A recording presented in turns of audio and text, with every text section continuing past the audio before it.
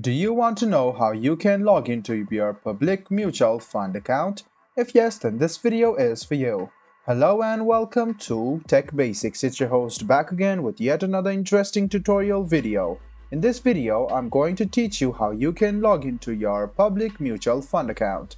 Go ahead and open Chrome or Edge browser on your PC, go to the Google search bar and then search for Public Mutual Fund Login. Click on the first link which appears on your screen. It will take you to this portal of Public Mutual Fund Account. You can see the user ID in the right hand side. Go ahead and write your user ID, click Next and click Yes and write down your password. After you write down your password, make sure to check it and then click Login. This way you can successfully log into your public mutual fund account. If you have forgotten your password or user ID, this is the link for you to recover your account. If you are new to PMO and want to log into your account or want to register it, go ahead and click on this link. I hope this video was helpful for you.